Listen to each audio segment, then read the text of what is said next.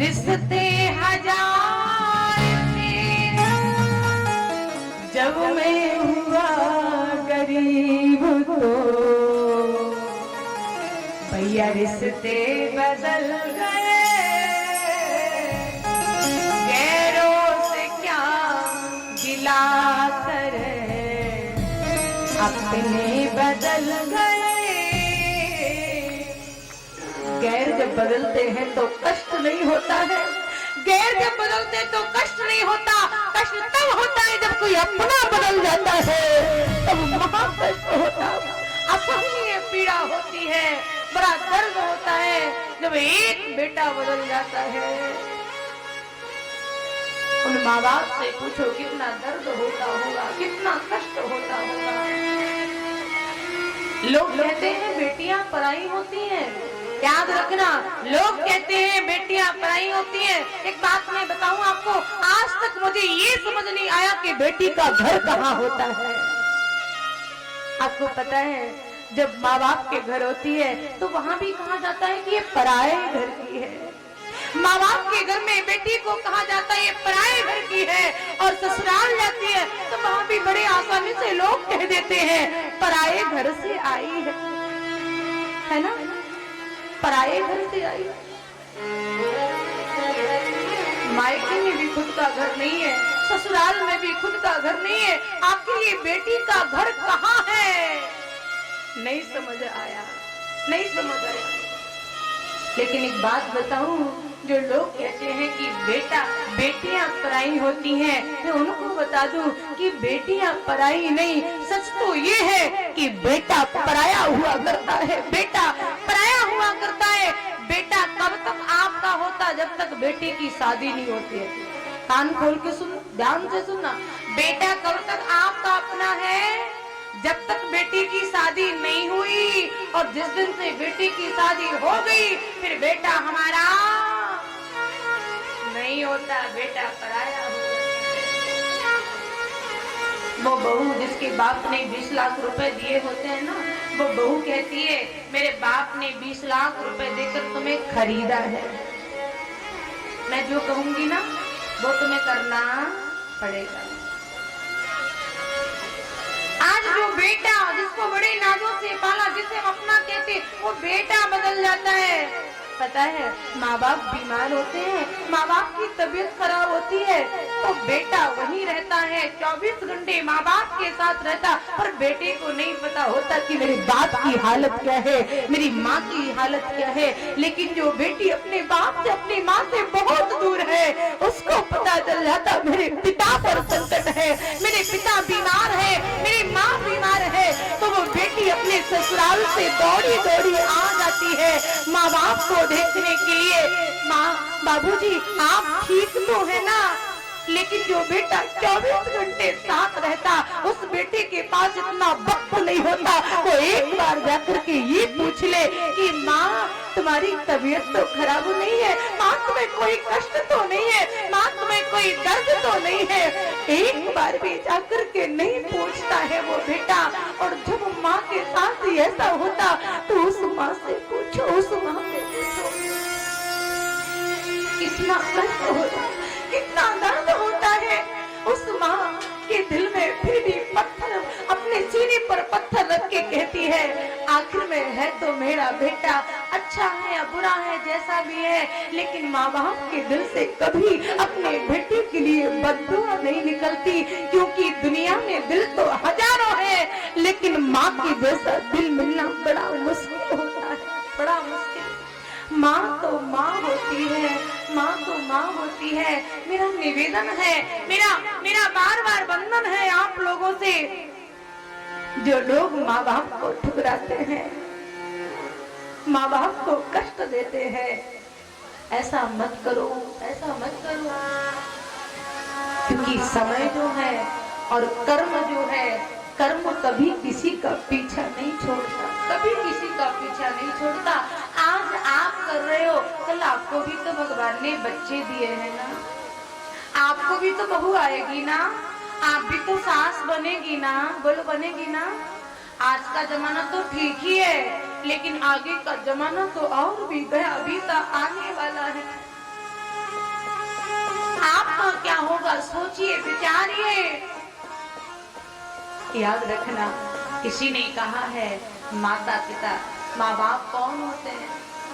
तू कितनी भोली है, तू कितनी प्यारी है, प्यारी प्यारी है।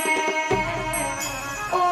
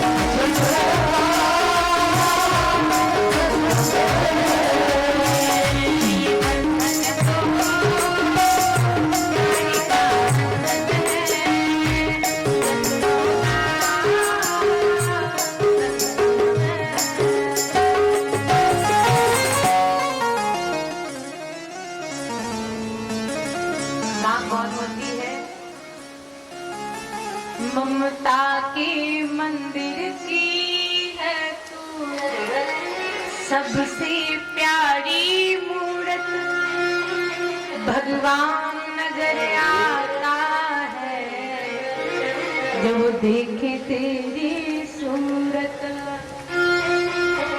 याद रखना प्यारे बंधुओं, माँ बाप के दिल को कभी मत दुखाना, कभी मत दुखाना।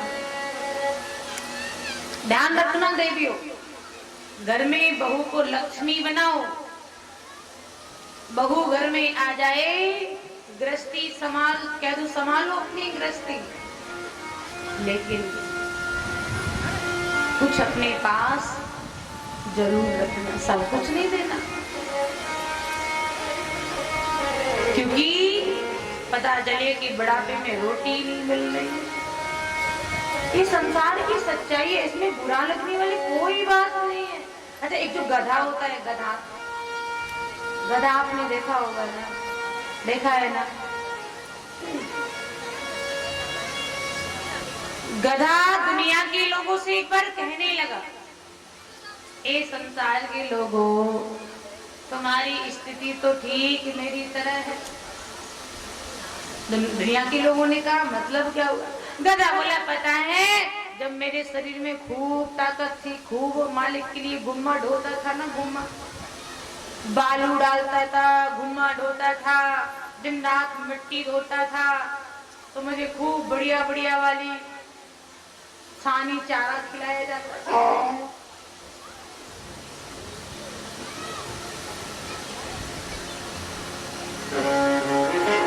और जब वो गधा खूब मेहनत करी, अच्छा गधा किसके लिए मेहनत करता? अपने लिए।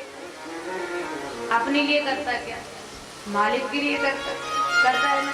दिन रात बेचारा एक करता है, दिन रात एक करके अब मालिक के लिए खूब मेहनत करके खूब धन कमा के मालिक को देता है। अच्छा, इतनी मेहनत करने के बाद आज तक किसी मालिक ने किसी गधे को कोई नोबेल पुरस्कार दिया क्या? साहब, ये गधा बड़ा मेहनती है, इस गधे ने मेरे लिए बड़ी मेहनत करी है, दिन रात एक करके हमें पैसा कमा के दिया है। मैं इस गधे को नोबेल पुरस्कार देता हूँ या इसको सम्मानित करता हूँ, ये पद्मश्री देता हूँ। इसी गधे को मिली क्या? नहीं मिली ना।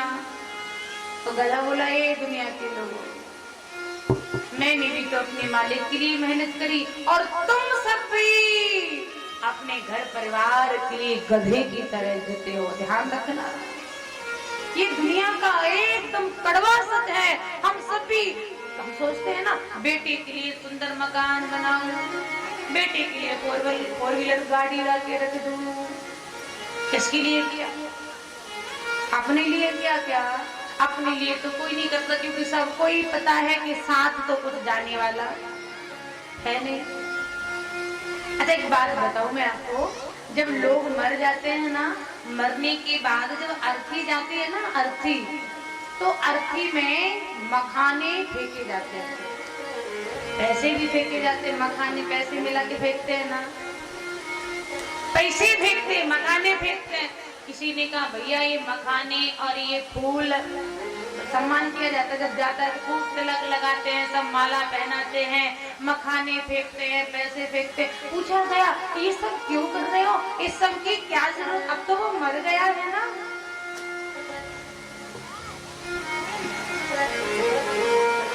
आज हमारी नीति दीदी जी ओम शांति से, जो कि शायद दतिया में ही होगी अभी दीदी जी, है ना, तो दतिया से आपको पता चला, आई बहुत बहुत सम्मान करते, जोरदार तालियां बजाएंगे हमारी दीदी जी का, सभी सम्मान करेंगे।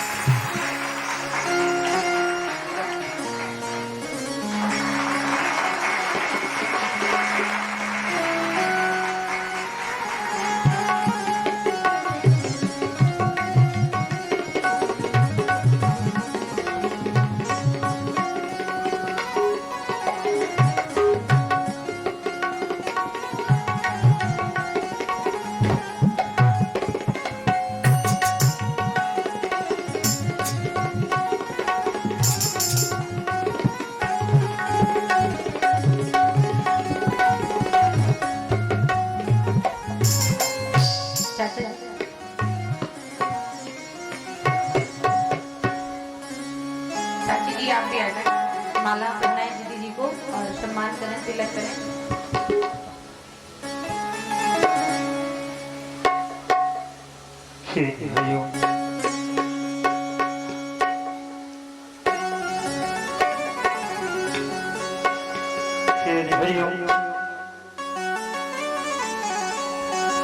किस तरह से करूं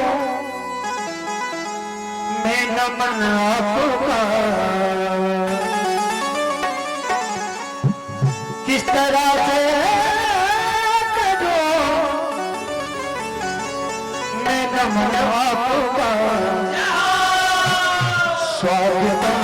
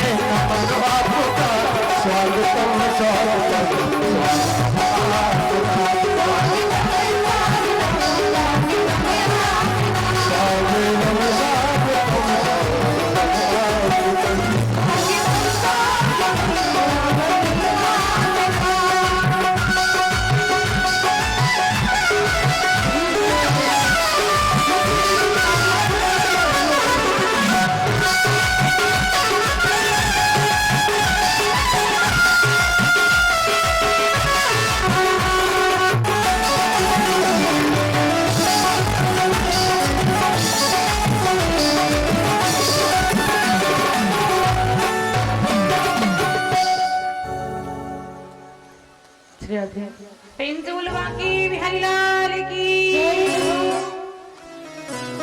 तो महाराज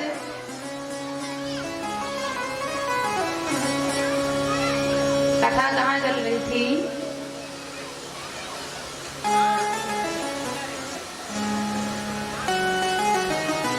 लाल साड़ी वाली माता जी बताएंगे, बीच में बैठी हैं। बताओ कथा कहाँ चल रही थी, पता है?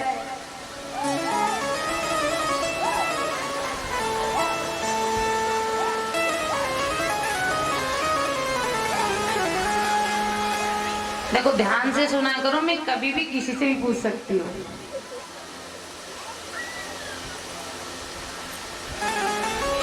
लोग जब मर जाते हैं, मरने के बाद जब अर्थी जाती है ना, तो उसकी अर्थी पर मखाने फेंके जाते हैं, फूल फेंके जाते हैं, पैसे फेंके जाते हैं। ध्यान से सुनना सब। किस लिए फेंके जाते हैं? क्यों फेंके जाते हैं? इसलिए फेंके जाते हैं, अरे जीव तूने जीवन निकाल दिया इस दौलत के चक्कर में, है ना? पूरा जीवन निकाल दिया, पैसा कमाने में ही तो कमाया, निकाला है ना जीवन। अब तू मर के जा रहा है, ये पैसे अपने साथ लेता जा। उठ उठ, इस अर्थी से उठा इन पैसों को, ले जा अपने साथ। तेरी हिम्मत है तो उठा के ले जा। लेकिन कोई उठा पाता है क्या? वैसे रास्ते में एक का मिले तो, अभी जा रहे हो, एक का मिल जाए तो तुरंत उठा के। मरने के बाद इतने पैसे फेंके जाते हैं, लेकिन एक वो नहीं उठ सकता, 1 रुपए भी नहीं उठा सकता। और रुपए छोड़ो, जो अच्छा खाने के लिए, मखाने काजू किशमिश खाने के लिए ही तो पूरा जीवन कमाया है। पेट भरने के लिए ये मेवा मखाने इसलिए उड़ाए जाते हैं, ये बतासे इसलिए मीठा मीठा अच्छा खाने के लिए तूने जीवन बिताया। ये फेंक रहे हैं हम तेरे ऊपर, तेरी हिम्मत है तो उठ और उठा इन मखानों को और खाओ बैठ करके। लेकिन जीव इतना लाचार, इतना बेबस हो जाता है कि उठ नहीं सकता, वो मखाने नहीं खा सकता, वो बतासे नहीं खा सकता। इसलिए ध्यान रखना प्यारी माताओं, प्यारे बंधुओं, हम लोग जो दिन रात मेहनत कर रहे हैं, एक गधा कहता है कि तुम सब मेरी तरह मेहनत कर रहे हो। जब तक पिताजी खूब काम करते थे, पिताजी को खूब रबड़ी, रसगुल्ला, रसमलाई, मिठाई खिलाई गई। अब देख लिया कि पिताजी कोई काम करने के लायक नहीं रहे, कुछ करते नहीं है। सो बच्चों ने कहा जाओ पिताजी तीर्थ यात्रा कराओ, घूम आओ, दिन भर पड़े रहते हैं, जाओ तीर्थ यात्रा कराओ। तो पिताजी ने कहा अच्छा मैं तुझे बुरा लग रहा हूँ, तू मुझे भगा रहा है, आज तो मैं चला ही जाऊंगा, इस घर से निकल ही जाऊंगा। अब पिताजी को भी गुस्सा आया, और महाराज जैसे पिताजी को गुस्सा आया तो पिताजी ने अटैची लगाई, बैग लगाया। अच्छा मन में बैराग कब जागता है? घर में होए खटपट तो चल बाबा के मठ पर। थोड़ा झगड़ा हो जाए घर में, फिर तो महाराज ऐसा वैराग्य जागता है, ऐसा वैराग्य जागता है कि कोई किसी को नहीं है, को नहीं है। महाराज दुनियादारी सब बेकार है। जिस बेटा के लिए कर करके मर गए, वो बेटा ही कहता जाओ घुमाओ, दिन भर पड़े रहते। तो महाराज पिताजी को भी गुस्सा आया और पिताजी ने अटैची लगाई, दतिया तक पहुंचे, फिर लौट के आ गए दतिया से। अब जैसी दतिया से लौट के आए, ध्यान से सुनना, काली साड़ी वाली माता जी क्या हुआ?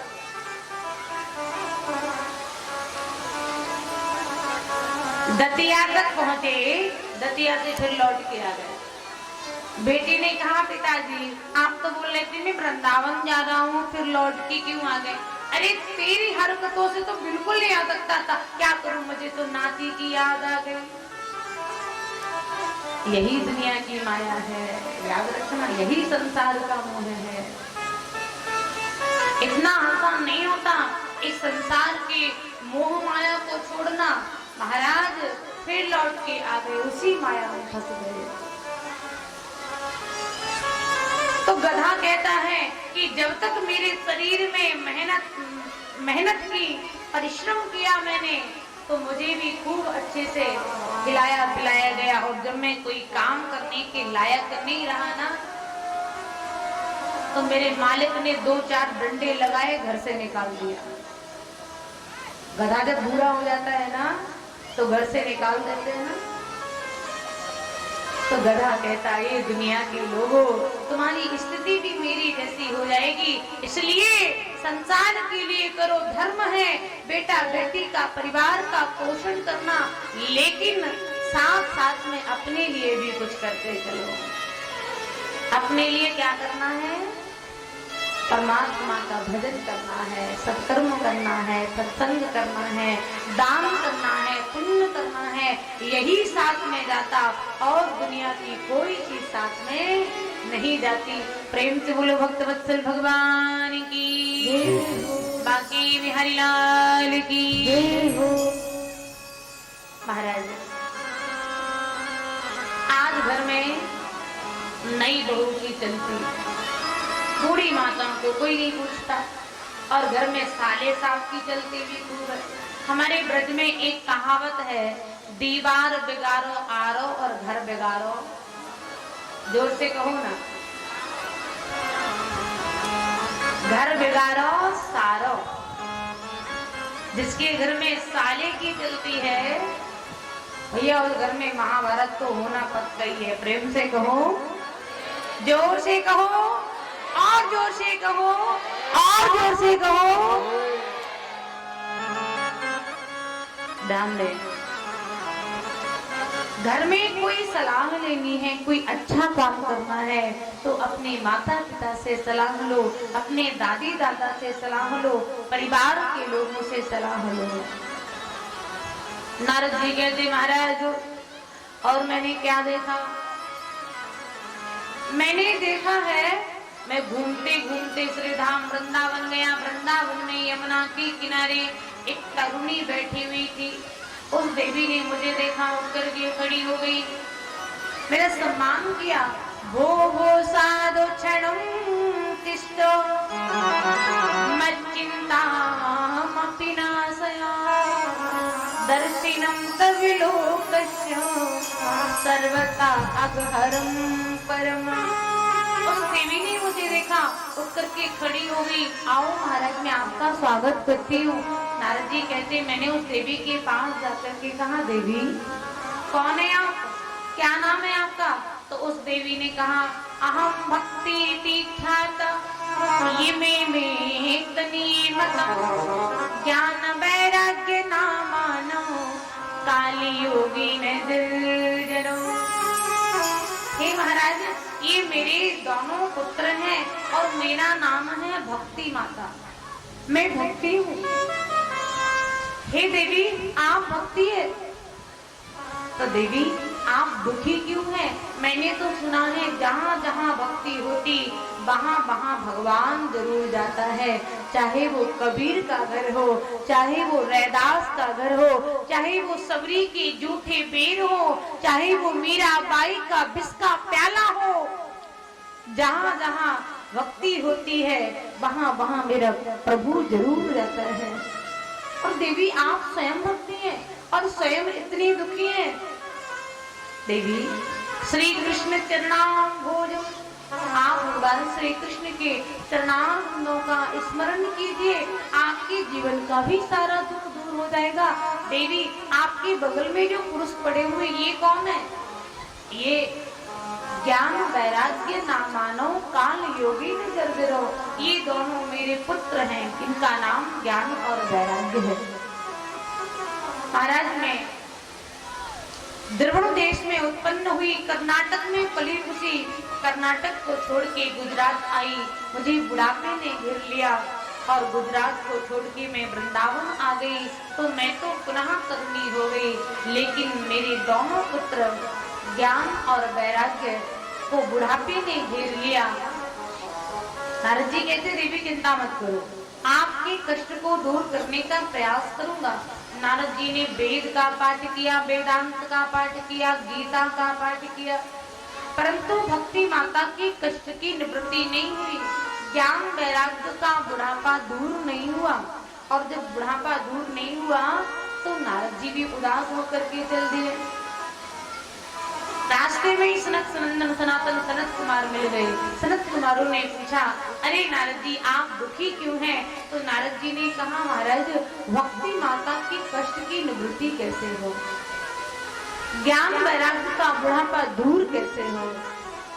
जैसे इतना सुना, सनत कुमारों ने कहा, यदि भक्ति माता की कष्ट की निवृत्ति करनी है तो सप्ताह श्रीमद् भागवत महापुराण की कथा सुनिए, भागवत कथा कराइए। जैसे ही कहा भागवत कथा कराइए, नारद जी बोले, महाराज मैंने वेद का पाठ किया, वेदांत का पाठ किया, गीता का पाठ किया, वेद वेदांत घोषित गीता पाठिर मुहुर मुहुर, वेद वेदांत गीता का पाठ भी बार बार किया, पर उससे भी भक्ति माता की कष्ट की निवृत्ति नहीं हुई, ज्ञान वैराग्य का बुढ़ापा दूर नहीं हुआ। तो नारद जी से शरद कुमारों ने कहा, महाराज वेद नाम का एक वृक्ष है और उस वृक्ष का जो फल है उसका नाम है भागवत महापुराण। अच्छा भैया, हर वृक्ष में कोई ना कोई फल होता है ना, और हर फल का अपना एक स्वाद होता है, कोई खट्टा कोई मीठा, कोई तीखा कोई खट्टा मीठा, है ना। तो महाराज जो वेद नाम का वृक्ष है, उस वेद नाम के वृक्ष का फल है, उसका नाम श्रीमद् भागवत महापुराण है। ये भागवत रूपी फल बहुत मीठा है। निगम कल्पितरोरिगलितं फलं सुखमुखादमृतद्रव संयुतं पिबत भागवतं रसमालयं रसिका भुवि भाविकः। हे महाराज, ये भागवत रूपी फल जो है ना, ये बहुत मीठा है। अच्छा महाराज, ये फल कैसा है, मीठा कैसे होगा? बोले इसलिए मीठा है क्योंकि इस फल में एक तोते की चोंच लगी है। तोता अगर किसी फल में चोंच लगा दे, हम लोग जब बगीचे में जाते हैं ना बेर खाने, तो कहते हैं भैया देखो इसमें तोते की चोंच लगी, ये खाओ ये बहुत मीठा होगा। क्यों कहते हैं? इसलिए कहते होंगे कि शायद तोता उसी फल में चोंच लगाता होगा जो फल मीठा होता होगा, तभी हम लोग कहते हैं। या फिर तोता किसी भी फल में चोंच लगा दे, वो फल मीठा हो जाता होगा। अब भागवत रूपी जो फल है, इस भागवत रूपी फल में भी एक तोते की चोंच लगी है। वो कौन है तोता? वो तोता है श्री सुखदेव जी महाराज। बोलिए सुखदेव जी महाराज की। महाराज सुखदेव जी महाराज की चोंच लगी है, इसलिए ये फल बहुत मीठा है, बहुत मीठा है। अच्छा महाराज फल बहुत मीठा है तो क्या करें? व्यास जी बोले इसे पियो। अच्छा महाराज फल का ही पिया जाता है, फल तो खाया जाता है। लेकिन व्यास जी कहते हैं पिबत भागवतम रसमालयम, भागवत रूपी रस को पियो। महाराज फल को पिया नहीं, फल को तो खाया जाता है। तो व्यास जी बोले भैया उस फल को खाया जाता है जिस फल में छिलका होते हैं, जिस फल में गुठली होती है, उस फल को खाया जाता है। लेकिन जिस फल में ना तो छिलका हो ना ही गुठली हो, एकदम रस ही रस हो, तो रस को तो पिया जाता है। इसलिए इस कृष्ण रस का पान करो, पियो।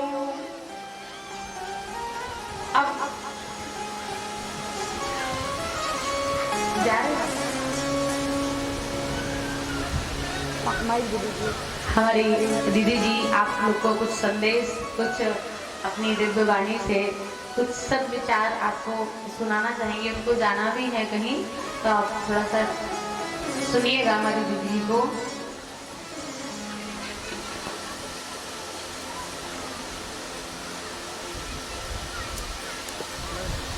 ओम शांति। ओम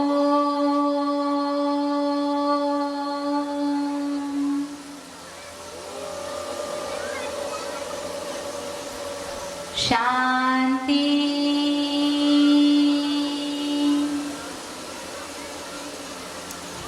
ओम शांति। आप सभी कितने प्यार से, धैर्यता से, शांति से भागवत कथा का रसपान कर रहे हैं। ये जोरदार अपने लिए ताली बजाएं। और हमारे बीच में जो हमारी आदरणीय दीदी जी हैं, पीताम्बरा दीदी जी, उनके लिए भी जोरदार तालियां बजाएं, जो आप सबको इतना सुंदर ज्ञान सुनाकर आपको लाभान्वित कर रहे हैं। हम आपको बस एक छोटा सा ही संदेश देंगे कि जैसे हमने सुना ओम शांति, तो सुनने में कितना सुंदर शब्द लगता है ओम शांति। और अगर ये जीवन में आ जाए तो आज कहते हैं 3 चीजें मनुष्य को सबसे महत्वपूर्ण होती हैं, रोटी, कपड़ा और मकान। इन तीनों के बिना जीवन व्यतीत करना असंभव है। आज रोटी भी है, कपड़ा भी है और मकान भी है, लेकिन देखा जाए तो जीवन में शांति नहीं है। आज कहते हैं कि भले दाल रोटी मिले, सूखी रोटी मिले, लेकिन शांति से मिले, क्योंकि शांति जीवन में नहीं है। तो ये जो ओम शांति प्रजापिता ब्रह्मा कुमारी ईश्वरीय विश्वविद्यालय, ये जो संस्था है, ये पूरे विश्व भर में है। इसका head quarter mount Abu Rajasthan में है। यहाँ पर राजयोग सिखाया जाता है। राजयोग एक ऐसी विधि है, जैसे जो आपने सुना होगा, दीदी जी जो सुनाते हैं आपको, उसमें कहते कि श्री कृष्ण ने भी अर्जुन को राजयोग का ज्ञान दिया। जब अर्जुन ने कहा कि हे माधव, अब मुझसे ये युद्ध नहीं हो सकता है, मैं हार चुका हूँ, मैं अब युद्ध नहीं कर सकता हूँ, तब कहते हैं कि परमात्मा ने श्री कृष्ण द्वारा अर्जुन को आत्मा का ज्ञान दिया, परमात्मा का साक्षात्कार कराया, ज्योति का साक्षात्कार कराया और राजयोग का ज्ञान दिया। वही राजयोग यहाँ पर अभी सिखाया जाता है। राजयोग एक ऐसी विधि है जिससे हम अपने अंतर मन में जाकर अपना कनेक्शन, अपना एक रिश्ता भगवान से जोड़ते हैं, ईश्वर से जोड़ते हैं। दीदी जी बहुत सुंदर बता रही थी सत्संग। सत्संग का वास्तव में अर्थ क्या होता है? एक सत्य का संग करना। और हम यहाँ बैठे हैं, कहते हैं जैसा संग वैसा रंग। आज एक छोटा बच्चा भी है, आप उसको कहीं भी छोड़ दीजिए, जैसे उसकी संगति होगी स्कूल का, घर का, पास आस पड़ोस का, जैसा वायुमंडल होगा बच्चे के अंदर वैसे ही संस्कार आएंगे। तो संगति का बहुत असर होता है। आज हम सबको सत्य संग की बहुत आवश्यकता है। वो सत्य संग किसका?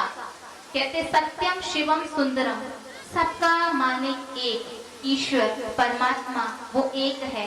चाहे वो हम अभी जिनका हम वर्णन सुन रहे थे और जिनका नाम भी हम सभी जानते हैं, शिव, सत्यम शिवम सुंदरम। भले हम कोई भी कार्य करें लेकिन उस शिव की याद में करें, परमात्मा की याद में करें। कहते हथ कार दे और दिल यार दे। हाथों से कार्य करें और दिल से परमात्मा ईश्वर को याद करें। वैसे भी जब हम कोई भी कार्य कर रहे होते हैं तो किसी न किसी को याद जरूर करते हैं, मन में कोई ना कोई चिंतन जरूर चलता है। भले आप यहाँ बैठे हो लेकिन अभी चल रहा होगा कि अच्छा अभी कितने बज गए हैं, जाकर क्या भोजन बनाना है, अच्छा घर पर कौन आ गए होंगे, अच्छा ये कौन आए हैं। कुछ ना कुछ मन में विचार जरूर चलते हैं, चलते हैं ना मन में विचार। तो अगर सारा कोई भी कार्य करते हुए मन में विचार परमात्मा, उस भगवान, उस ईश्वर के चलने लगे तो फिर हमारा जीवन कैसा होगा? शांतिमय, सुखमय बन सकता है। अभी क्या होता है कि हम पूजा कर रहे होते हैं, माला फेर रहे होते हैं, आरती गा रहे होते हैं, लेकिन मन कहीं और होता है। हाथ तो जोड़ते हैं लेकिन मन नहीं जोड़ते हैं। जोड़ते हैं क्या? मन हमारा बच्चों से जुड़ा है, मन हमारा गृहस्थी से जुड़ा, मन हमारा किचन में लगा है, मन हमारा बाहर लगा है, मन हमारा शादी में जाने की तैयारी में लगा है। ऐसे ही होता है ना, लेकिन हाथ हमारे मंदिर में लगे हैं। अब परमात्मा कहते हैं कि हाथों से कार्य करो और दिल से मुझे याद करो। आप चाहे चल रहे हो, खा रहे हो, सो रहे हो, उठ रहे हो, बैठ रहे हो, बात कर रहे हो, लेकिन उस ईश्वर की याद में करें, जिसको कहते हैं कर्म योगी। श्री कृष्ण ने अर्जुन को भी सिखाया कर्म योग, जिससे ही हम सबको सद्गति मिलेगी, मुक्ति मिलेगी और इसी में हम सबका कल्याण है। तो ऐसा सभी करेंगे, सभी कर सकते हैं। कर्म योगी कौन कौन बन सकते हैं? हाथ उठाइए। कौन कौन कर्म योगी बनना चाहेंगे? अच्छा हाथ उठाइए। ईश्वर आपको शक्ति भी भरेंगे। कहते हैं हिम्मते बच्चे और मददे खुदा। अगर हम हिम्मत का एक कदम बढ़ाते हैं तो भगवान हमारे सामने मदद के 1000 कदम बढ़ाते हैं। तो हिम्मत रखेंगे तो ईश्वर हम सब के लिए खड़ा है। तो आप सभी जिस प्रकार यहाँ से लाभ ले रहे हैं, अपने मन को 7 दिन यहाँ बैठकर, हम समझते 7 दिन है ना दीदी, 7 दिन यहाँ बैठकर अपने मन को भगवान में एकाग्र करने की कोशिश करते हैं। ऐसे ही हर रोज, सिर्फ ये 7 दिन ही नहीं कि बस 7 दिन भक्ति सुन ली और हमारी नैया पार हो जाएगी। नैया पार होगी सत्कर्मों से। अभी सुन रहे थे ना, दीदी एक बहुत सुंदर बात कर रही थी, उसमें उन्होंने बताया ज्ञान, भक्ति, वैराग्य, 3 चीजें। और फिर वैराग्य करना तो बहुत कठिन है। वैराग्य तो कुछ क्षणों का भी हो सकता है। वो वहां तक गए और दतिया से ही लौट कर आ गए। किसी को इतना वैराग्य आया, जोश में तो निकल गए और फिर गुस्सा जैसे जोश शांत हुआ तो फिर अपने घर को चलो।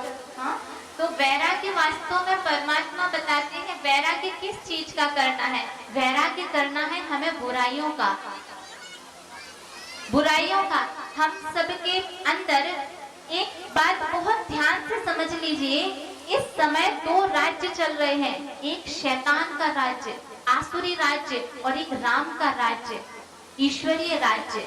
कुछ लोग आसुरी राज्य में, शैतान के राज्य में घिरे हुए हैं, जिससे हम कहते हैं काम, क्रोध, लोभ, मोह, अहंकार, निंदा, चुगली, आलस्य, देहभान, ये सारी चीजों में जकड़े हैं। वो चाहते हैं हम निकल जाएं, उनकी कोई गलती नहीं है, लेकिन वो फंस गए हैं। गुटखा खाना छोड़ नहीं पा रहे हैं, बीड़ी पीना छोड़ नहीं पा रहे हैं, इतने सारे विकारों में फंस गए हैं, लेकिन वास्तव में वो भी भगवान के ही बच्चे हैं। और कुछ लोग हैं ईश्वरीय राज्य की तरफ, राम राज्य की तरफ, जिन्होंने इन चीजों को छोड़ने का कठिन या सहज भगवान की याद से उनको छोड़कर इस तरफ आए। तो वैराग्य किस चीजों का करना है? जो हमारे अंदर इस आसुरी बुराइयां, शैतानी गुण आ चुके हैं, उन चीजों का वैराग्य करना है। कोई हमें अपना घर गृहस्थ नहीं छोड़ना है, बाल बच्चों को नहीं छोड़ना है, परिवार को नहीं छोड़ना है, जिम्मेवारियों को नहीं छोड़ना है। छोड़ना क्या है? गलत, बुरी, आसुरी आदतों को छोड़ना है, निंदा चुगली को छोड़ना है, क्रोध अहंकार को छोड़ना है, तेरी मेरी को छोड़ना है। और हमको अच्छा छोड़ेंगे कैसे? सब कहते बातें करना तो बड़ा आसान होता है, लेकिन छोड़ना आसान नहीं होता है। तो छोड़ेंगे कैसे? एक छोटा सा बच्चा होता है और हम देखते हैं कि वो हाथ में चाकू लिए हैं। अभी माँ जानती है कि इस चाकू से बच्चे को नुकसान पहुंच सकता है, वो हाथ भी काट सकता है, लेकिन बच्चा समझ रहा है कि ये मेरे खेलने का खिलौना है और उससे खेल रहा है। तो अभी माँ कैसे छुड़ाएगी? माँ क्या करेगी? माँ क्या करेगी? बहुत प्यार से मांगेगी, लेकिन बच्चा नहीं देगा, नहीं मुझे इसी से खेलना है, नहीं दूंगा, रोने लगेगा। तब माँ क्या करती है?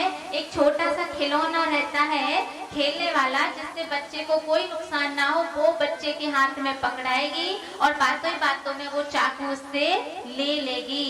ठीक उसी प्रकार जो बुराइयां हैं, काम, क्रोध, लोभ, मोह, अहंकार, ईर्ष्या, निंदा, चुगली, झूठ, आलस्य, देहभान, ये सारी बुराइयां आज हम सबको गिरावट की ओर लेकर जा रहे हैं। हम सब के अंदर सर्व शक्तियां हैं।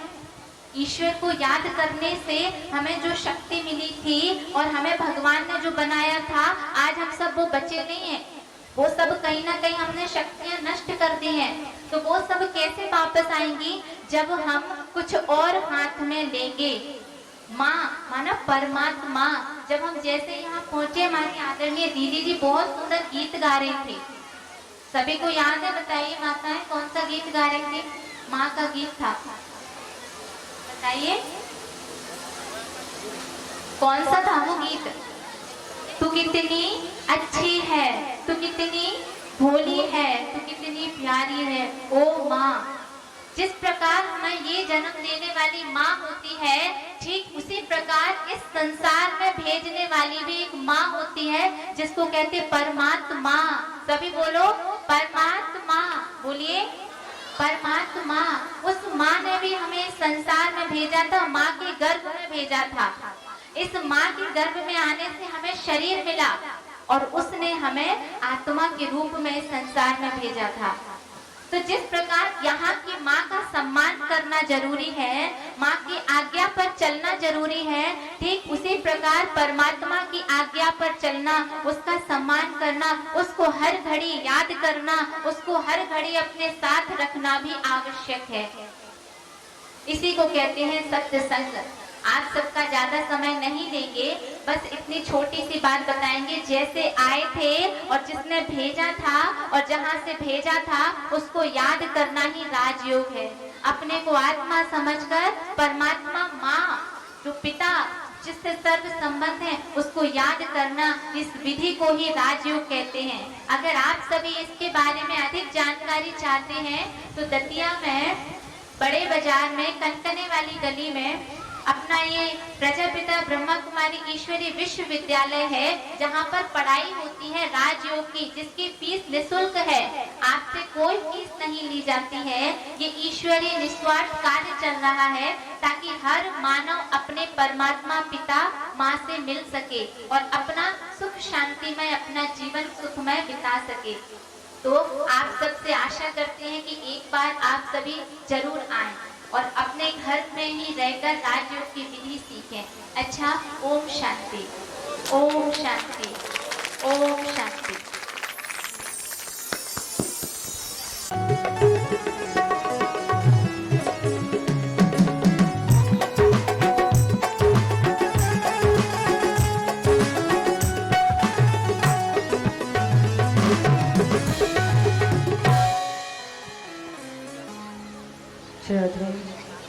श्री हनुमान जी महाराज की जय।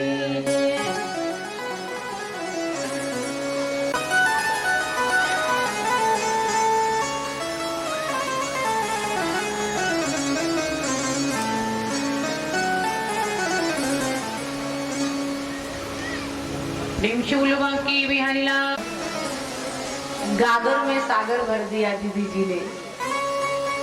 जो तत्व है, जो सार है, वो सार आपको सुनाया उन्होंने। सब कुछ ही बता दिया कुछ ही क्षणों में। तो यदि आपके पास समय हो तो दतिया दूर नहीं है, जाइए और सत्संग सुनिए, बड़ा आनंद मिलेगा, शांति मिलेगी आपको।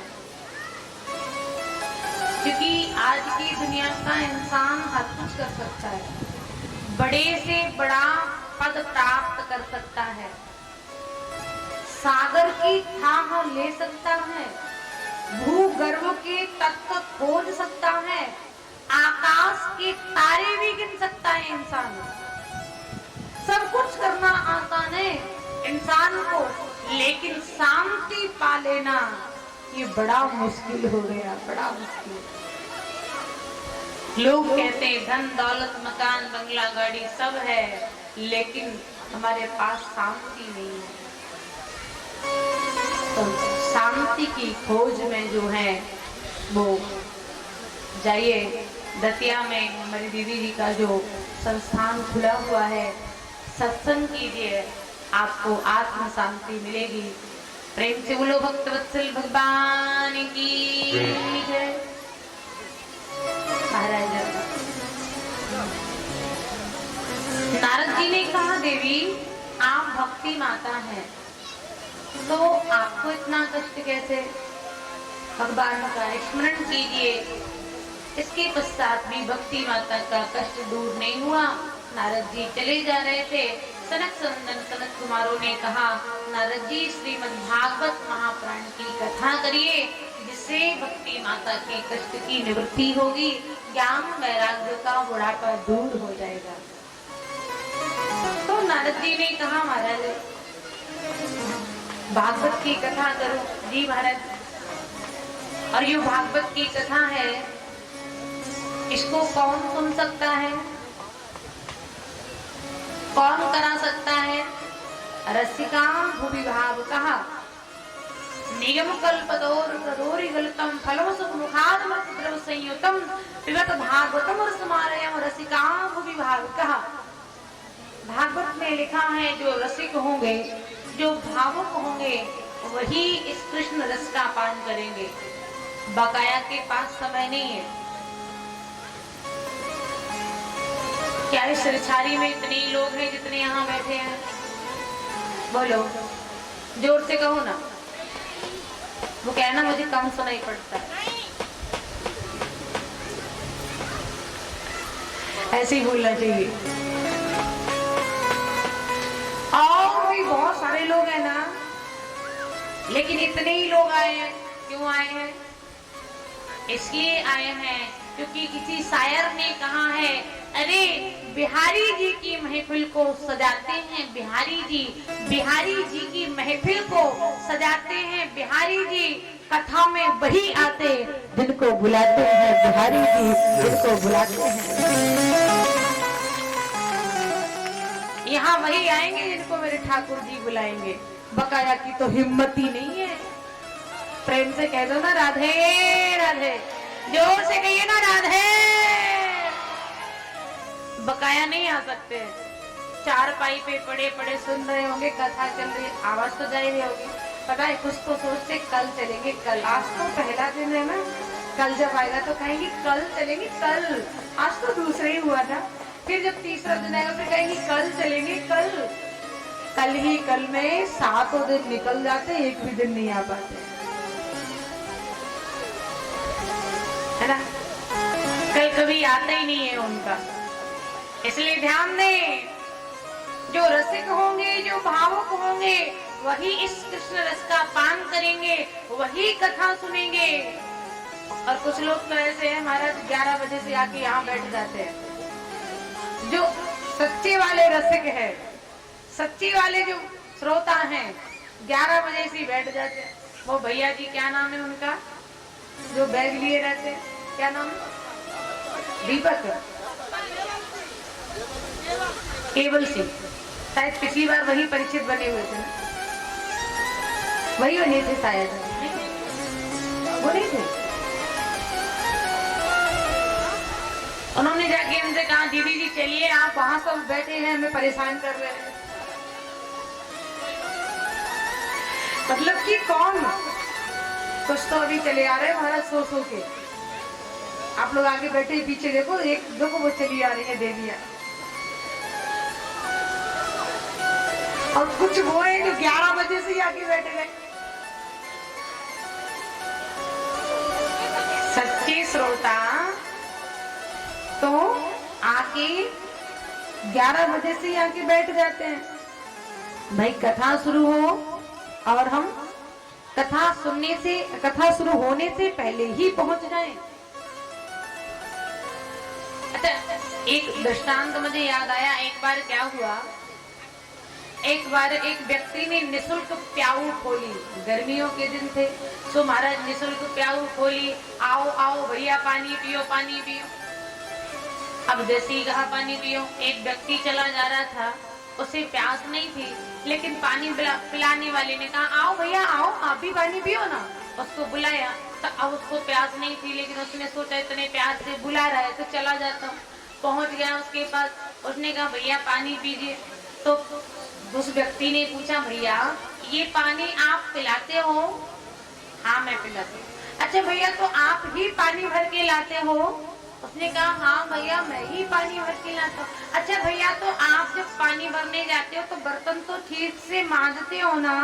उसने कहा हाँ हाँ बर्तन भी ठीक से। अच्छा आप जब बर्तन मांजते हो तो पानी कहाँ से भरते हो, नल से, कुएं से या बावड़ी से?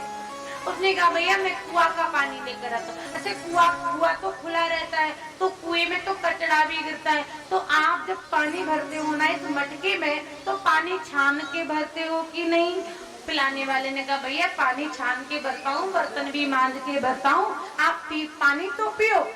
अब पीने वाले ने फिर पूछा अच्छा भैया पानी तो ठंडा होगा ना? हाँ हाँ बहुत ठंडा पानी, पी के देखो। अच्छा भैया ज्यादा ठंडा पानी तो नहीं है, कहीं मेरा गला बैठ जाए? और पिलाने वाले ने कहा नहीं नहीं भैया ज्यादा ठंडा थोड़ी ना है, आप थोड़ा सा पी के देखो। पता है ये प्रश्न क्यों हो रहे थे? क्यों? क्योंकि प्यास नहीं थी। ध्यान रखना, यदि प्यास होती, पानी नाम की बूंद दूर दूर तक नजर नहीं आ रही होती, फिर कोई आके कहता भैया जी पानी पियोगे? तो फिर पूछते क्या, कौन है आप, किस जाति बिरादरी के हैं, कहाँ के हैं, क्या है, पूछते क्या? नहीं, फिर तो महाराज प्यास है तो हम किसी का भी पानी पी लेते हैं, लेकिन ये प्रश्न कब उठते हैं? जब प्यास नहीं होती है तब प्रश्न उठते हैं। तो वेद व्यास जी कहते हैं भैया ये कृष्ण रस का पान कौन करेगा?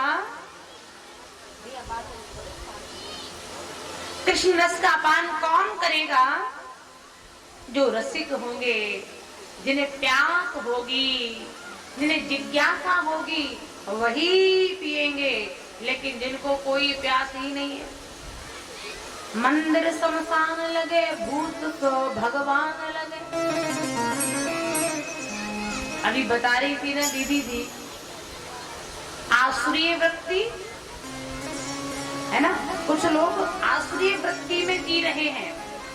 आसुरी वृत्ति का मतलब होता है कुकर्म, यानी कि जैसे कि काम, क्रोध, लोभ, मोह, मत्सर, डाह, अहंकार, इन सब जो जिसके अंदर इन सभी प्रवृत्तियों का प्रवेश है उसे क्या कहते हैं? आसुरीय व्यक्ति।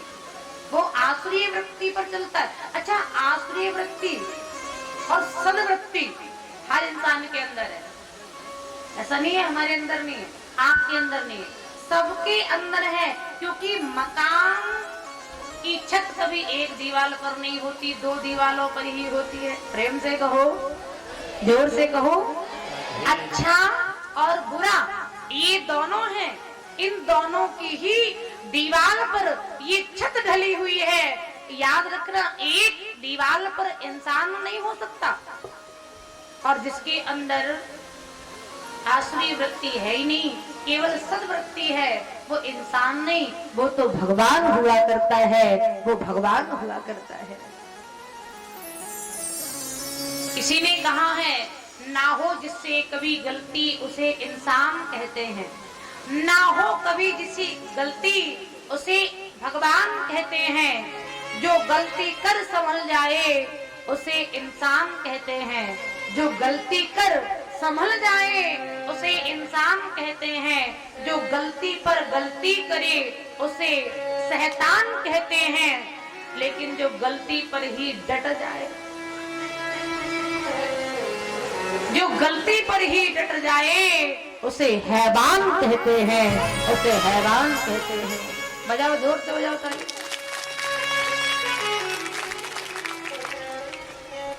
तो अच्छा बुरा सबके अंदर है, लेकिन किसी के अंदर बुराइयां सो रही हैं। ध्यान देना, किसी के अंदर बुराइयां सो रही हैं, अच्छाइयां जाग रही हैं, और किसी के अंदर अच्छाइयां सो रही हैं, बुराइयां जाग रही हैं। तभी तो लोग कहते हैं, अरे भैया फलाना व्यक्ति बहुत बुरा है, उसके अंदर भी अच्छाइयां हैं, लेकिन उसने कभी अपनी अच्छाइयों को निखेरा नहीं है, उसने अपनी अच्छाइयों को दबा करके रखा, बुराइयों को खुली छूट दे दी। अब किसी को खुली छूट मिल जाए तो फिर तो वो बढ़ेगा ही, बढ़ेगा कि, और अच्छाइयों को दबा करके रखे हैं। इसलिए बंधुओं, मेरी माताओं, अच्छाइयां और बुराइयां हम सबके अंदर है, लेकिन हम सबको अपनी बुराइयों को दबाना है, अच्छाइयों को प्रकट करना है, अच्छाइयों को निकालिए तो आप भी बहुत अच्छे व्यक्ति बन जाएंगे। लोग कहेंगे, भैया फलाने की बहू तो बहुत अच्छी है, कहेंगे ना। जब लड़ोगी आप तो क्यों कहेंगे, झगड़ा करोगी तो सब कहेंगे, भैया फलाने की बहू तो बहुत बेकार है, कहेंगे ना। लेकिन यदि आप अपनी बुराई को छुपाती हैं, उसको दबाती हैं, अपने आप को दबा के रखती हैं, तो लोग कहते हैं, भैया फलाने की बहू तो एकदम सीता सावित्री की तरह है, भैया फलाने का बेटा तो एकदम श्रवण कुमार है, एकदम राम की तरह है। और अगर कुपुत्र होता है जिसकी बुराइयां जाग रही हैं, तो लोग उसे कुपुत्र कहते हैं, वही सुपुत्र बनता है, वही कुपुत्र बनता है ना। और वही अच्छा होता है, वही बुरा होता है। इसलिए अपनी अच्छाइयों को प्रकट कीजिए, अपनी अच्छाइयों को प्रकट करने के लिए परिश्रम कीजिए, मेहनत कीजिए, आप भी एक अच्छे व्यक्ति बन जाएंगे। प्रेम से बोलो भक्तवत्सल भगवान की, राधा रानी सरकार की। अब महाराज, ये भागवत कौन सुनेगा? जिसे प्यास होगी। नारद जी कहते हैं, ये भागवत कथा सुनने से क्या होगा? सनत कुमार बोले, भक्ति माता की कष्ट की निवृत्ति होगी, ज्ञान वैराग्य का बुढ़ापा दूर हो जाएगा। तो कहाँ कथा कहाँ होनी चाहिए? महाराज, हरिद्वार में, गंगा द्वार तटमानंद नामकम। गंगा मैया के किनारे आनंद नाम का तट है। उस आनंद नाम के तट पर बड़ा सुंदर व्यास मंच लगा। सनक, सनंदन, सनातन, सनत कुमार चारों भाई बैठ गए व्यास गद्दी पर। अब नारद जी को मुख्य यजमान बनाया। अब नारद जी को तो कोई पत्नी नहीं है, कहाँ है? अगर कोई गृहस्थ व्यक्ति कथा कराए तो पत्नी के साथ गांठ जोड़ के बैठे, लेकिन कोई बाबा कथा करे, सन्यासी कराए, जिसकी शादी नहीं हुई वो कथा कराए, तो पत्नी कहाँ से लाए बताओ? अब महाराज नारद जी को कोई पत्नी नहीं थी तो क्या कथा नहीं सुन सकते? बोले सुन सकते हैं, तो अकेले ही बैठ जाओ। नारद जी अकेले ही मुख्य यजमान बन करके बैठे। सनत कुमार कथा कह रहे हैं, नारद जी कथा सुन रहे हैं। बड़ी सुंदर कथा हो रही है। भक्ति माता को आमंत्रित किया। भक्ति माता ज्ञान और वैराग्य को लेकर के उपस्थित हुई। धीरे धीरे करके समस्त संतों को पता चला, गंगा के किनारे बड़ी भारी भीड़ लग गई। अब कथा सुनते सुनते नारद जी ने प्रश्न कर दिया, एक बात बताओ महाराज, इस भागवत की कथा को सुन करके किसी धर्मात्मा का उद्धार हो जाए कोई बड़ी बात नहीं है।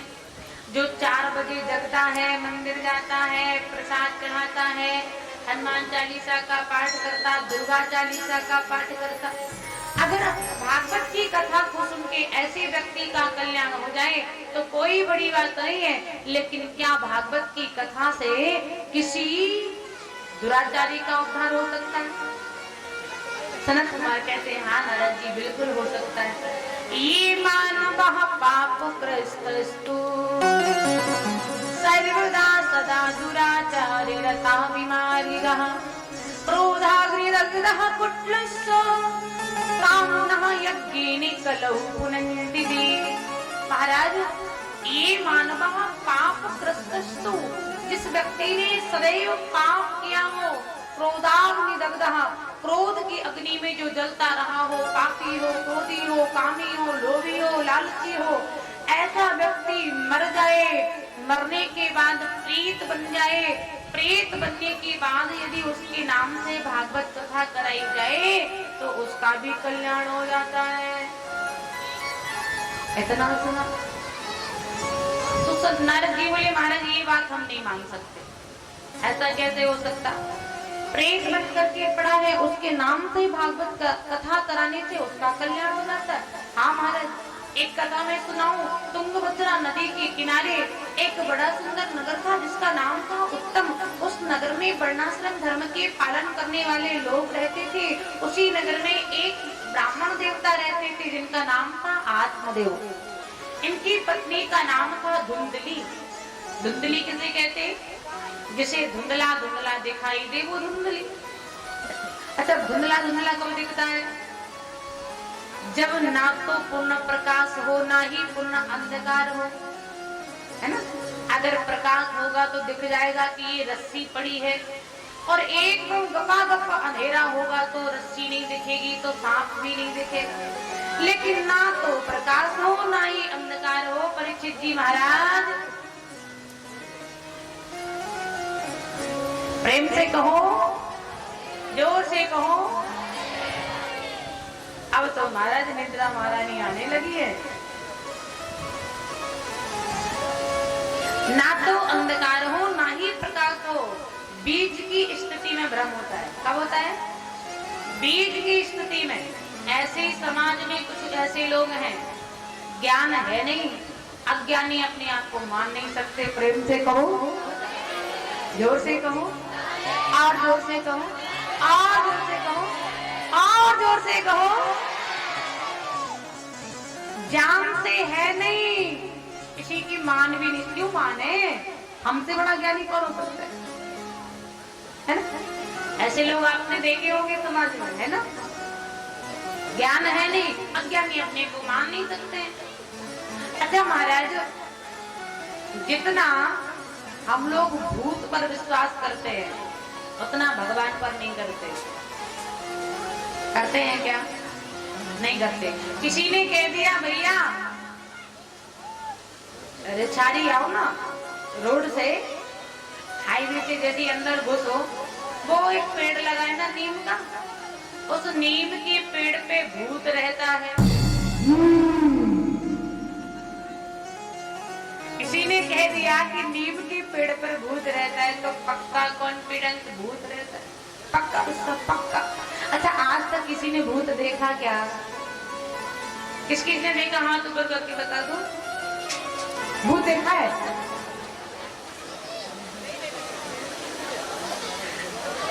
नहीं देखा तो फिर काय को उठा रही है?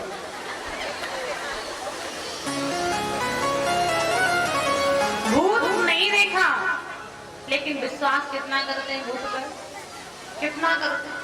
हद से ज्यादा। किसी ने कह दिया यहाँ भूत रहता है, पक्का विश्वास हो गया भूत रहता। एक दिन क्या हुआ, हम लोग कहीं बाहर घूमने गए, वहां से आने में रात हो गई, लेट हो गए, 12 बज गए। अब जैसे ही गांव के अंदर घुसे, वो नीम का पेड़ दूर से दिख गया, तो भूत की याद आ गई। किसी ने कहा था इस पेड़ पे भूत रहता है। सो महाराज भूत की याद आई, तो भूत की वजह से हनुमान जी याद आए। वैसे कौन याद करता, वैसे कौन हनुमान जी को याद करे, तो ना समय ही नहीं है हनुमान जी को याद कर ले। महाराज भूत की डर की वजह से जय हनुमान ज्ञान गुण सागर जय कपीश लोक उजागर राम दूत तुल्य नाम अंजन पुत्र पवन सुत नाम। हनुमान जी को याद किया बड़े जल्दी जल्दी। अब जैसी आगे बढ़े तो महाराज क्या हुआ, सामने सूखी लकड़ी खड़ी थी, सूखी लकड़ी। अब लाइट नहीं थी, ना तो अंधकार ना प्रकाश, बीच की स्थिति थी। तो महाराज वो सूखी लकड़ी में भूत दिख गया।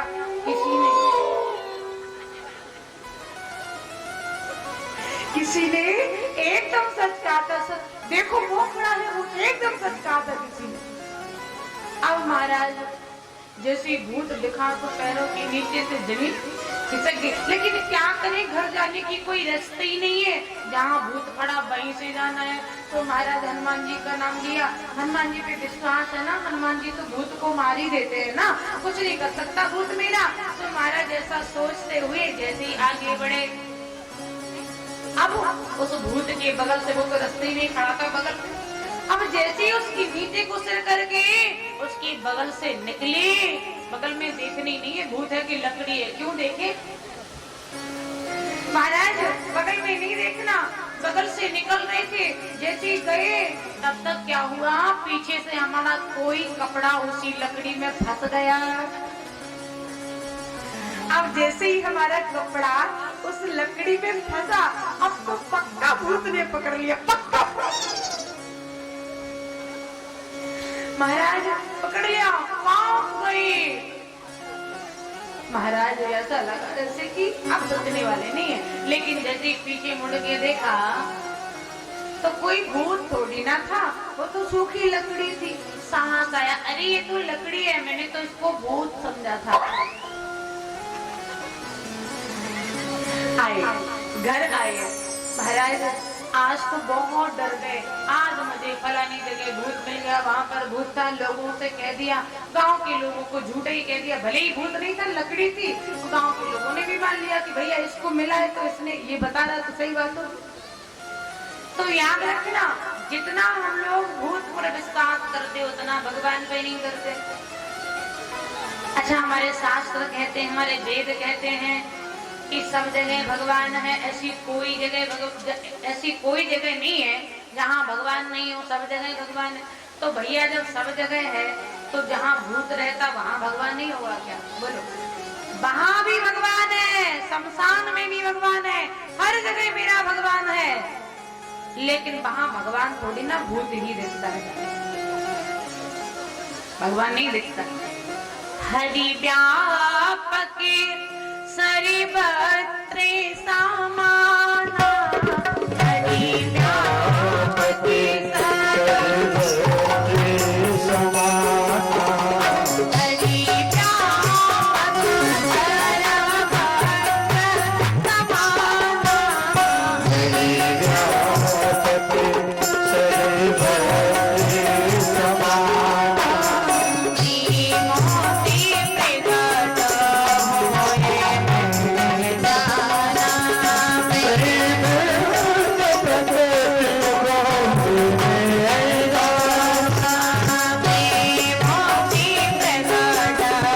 होए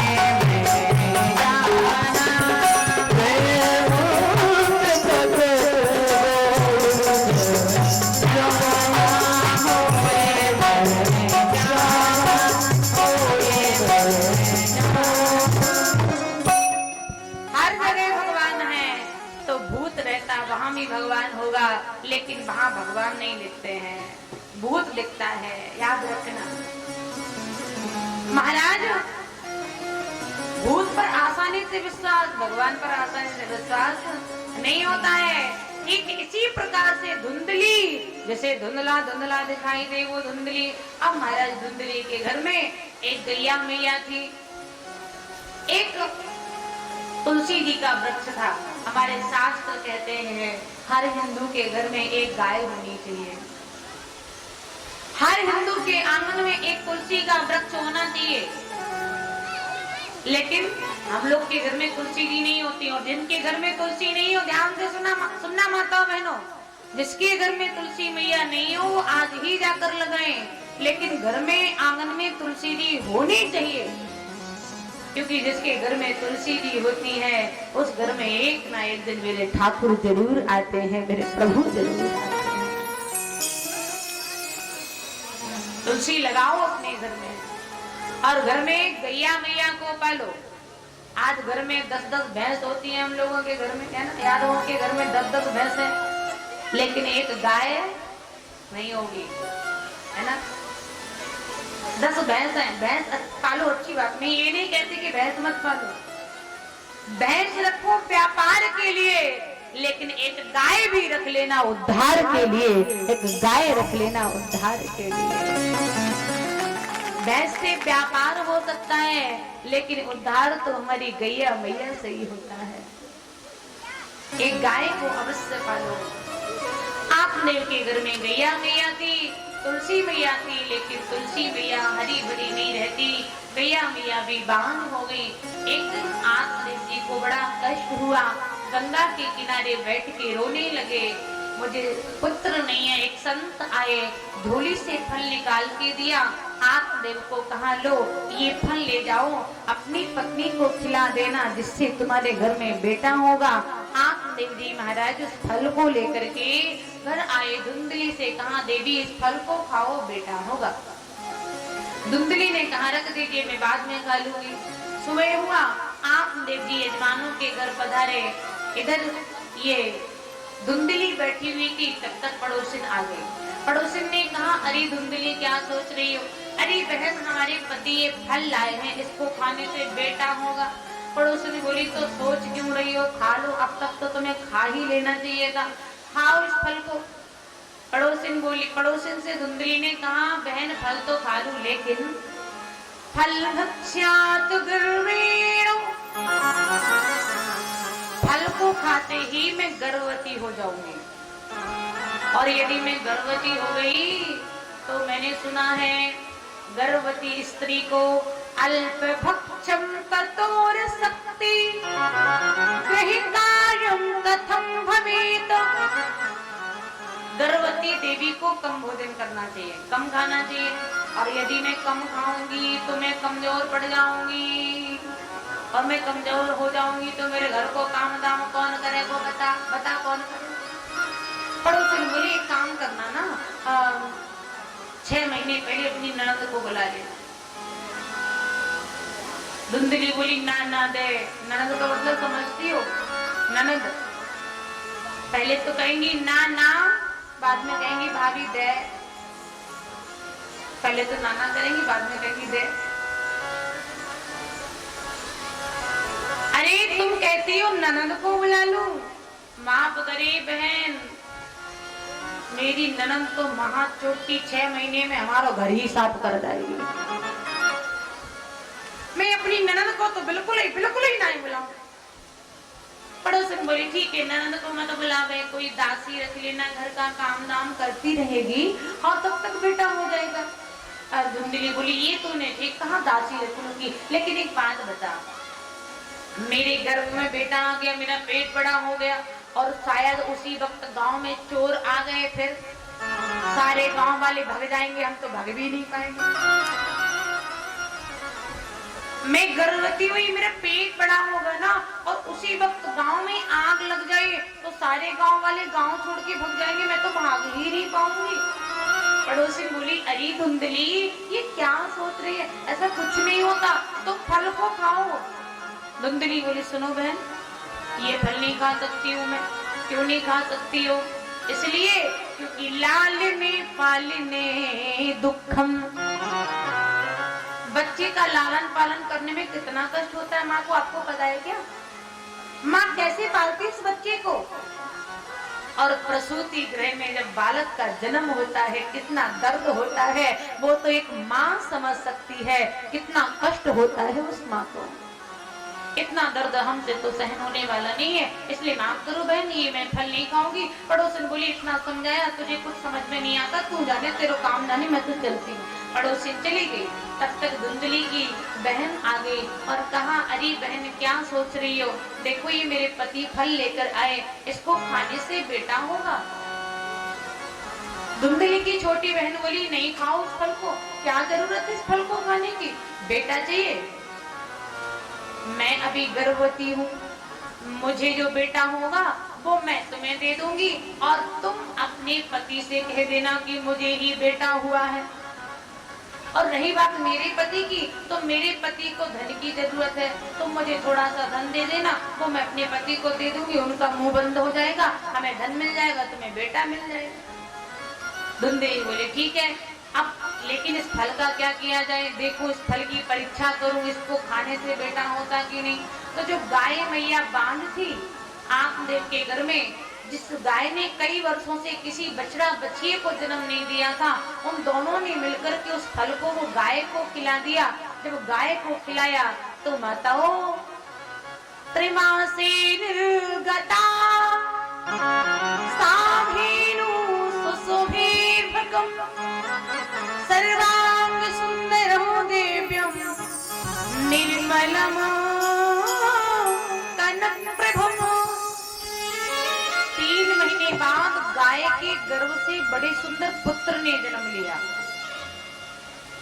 कान जिसके गाय की तरह थे, कान, सारा शरीर इंसान की तरह था, कान गाय की तरह थे। लोगों ने देखा, कहा अरे महाराज ये कैसा बेटा हुआ। संतों ने कहा अरे ये तो गौकर्ण है, तो उस बेटे का नाम पड़ गया गौकर्ण। बोलिए गौकर्ण जी महाराज की जय हो। उस बेटे का नाम गौकर्ण पड़ गया।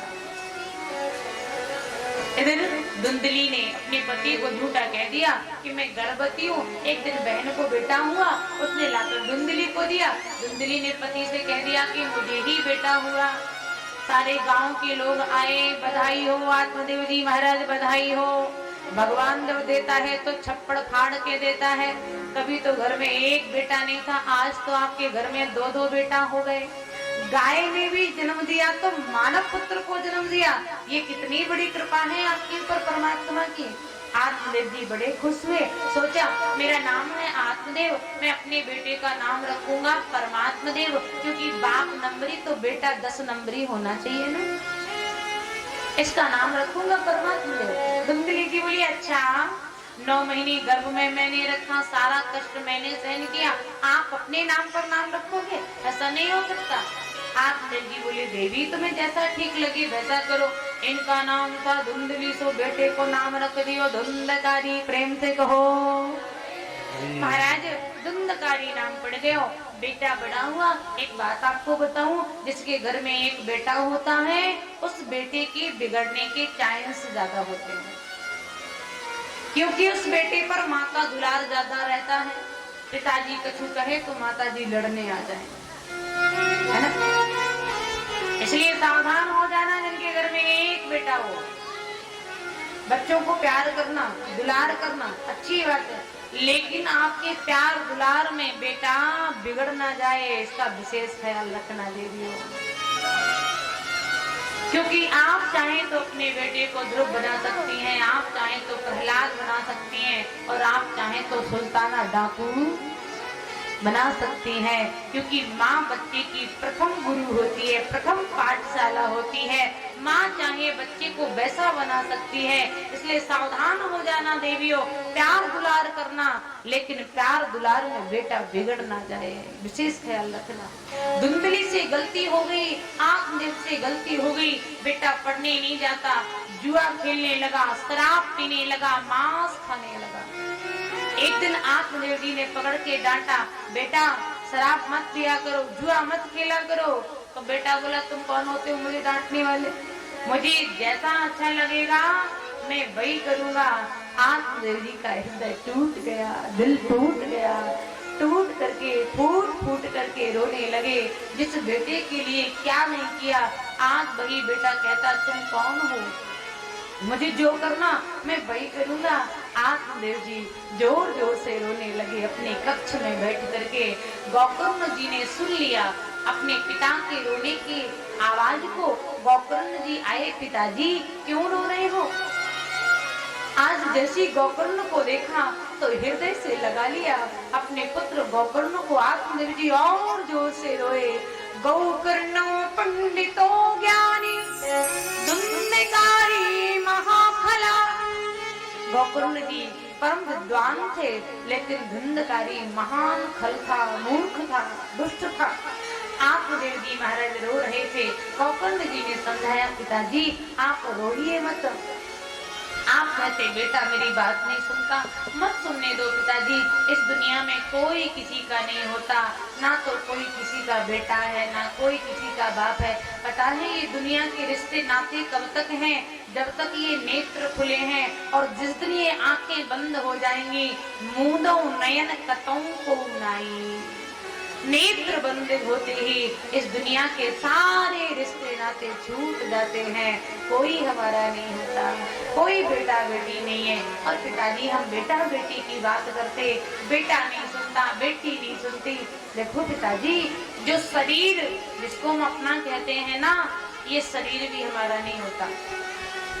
जिन्हें हम अपने कान समझ के खूब रगड़ रगड़ के धुलते हैं, बुढ़ापा आता है ना तो ये कान भी सुनना बंद कर देते हैं। ये तो हमारे हैं ना, बेटा नहीं सुने कोई बात नहीं, लेकिन कान तो हमारे ही हैं।